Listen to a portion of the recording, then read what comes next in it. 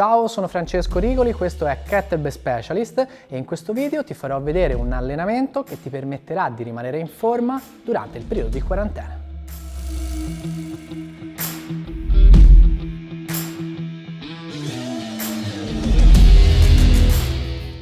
Questo allenamento che ti propongo è composto da due sedute A e B che dovrai alternare o tutti i giorni o comunque con un giorno di recupero, ma dovranno essere alternati. Seduta A, seduta B, seduta A, seduta B. Oggi vedremo la seduta A, tra 2 giorni pubblicherò la seduta B. Alternando questi due allenamenti potrai allenare tutto il corpo anche da casa. Ovviamente la raccomandazione è sempre, quando finirà questa quarantena, questo periodo di emergenza sanitaria, appena sarà possibile, torna in palestra, affidati agli istruttori competenti che ci sono in palestra, utilizza anche altri carichi, altri attrezzi, rendi l'allenamento più completo possibile. Nella giornata A dedichiamo un pochino più di lavoro sugli arti inferiori. Andiamo a fare uno swinging squat e poi rinforziamo il lavoro sul gluteo, mettiamo un po' più di volume su questo distretto facendo un ponte monopodalico con il sovraccarico. Dopo cercheremo di lavorare una spinta inclinata per andare a coinvolgere un pochino più la parte più alta del pettorale.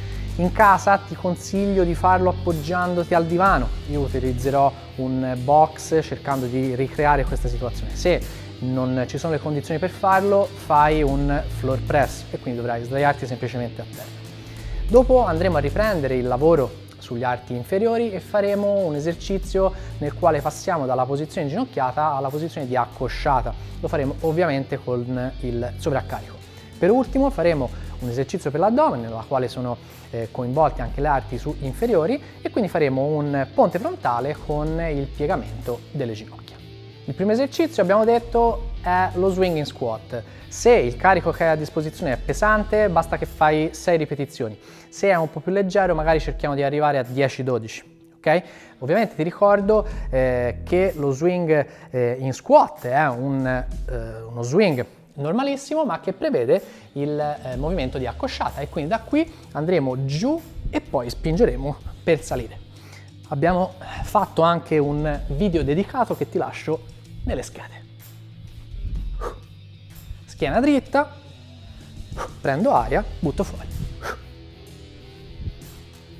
Una volta che abbiamo finito il nostro swinging squat, possiamo recuperare quei 30 secondi che ci permettono di abbassare l'intensità della fatica e abbassare i battiti e andiamo a fare il nostro ponte monopodalico.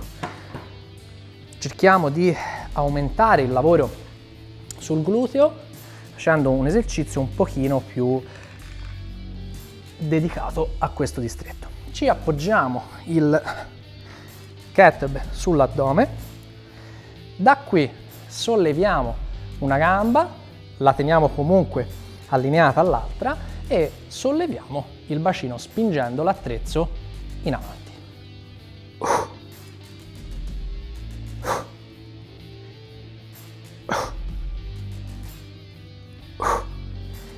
Questo lavoro va fatto ad un numero di ripetizioni un po' più alte e cercheremo di stare fra 20 e 30 ripetizioni.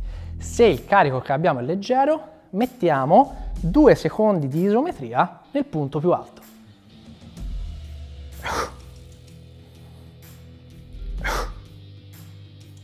Finite le 20-30 ripetizioni, appoggiamo, tiriamo sull'altra e ripartiamo.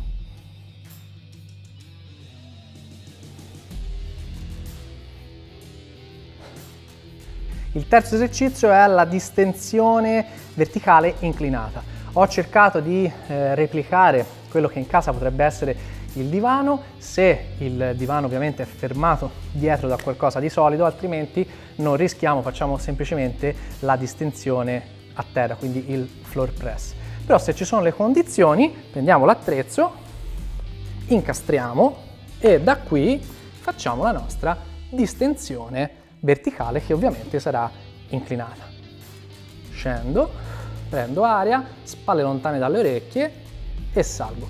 Attenzione, ovviamente il kettlebell con il suo peso tende a portarci indietro, stiamo attenti, non ci facciamo male.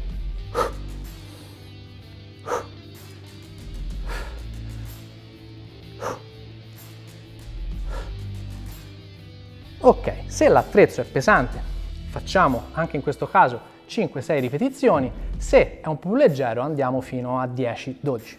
Cambiamo, in questo caso io passo da sotto, se il pavimento è delicato magari lo alziamo da terra, rinfiliamo la mano e andiamo a fare anche l'altro lato.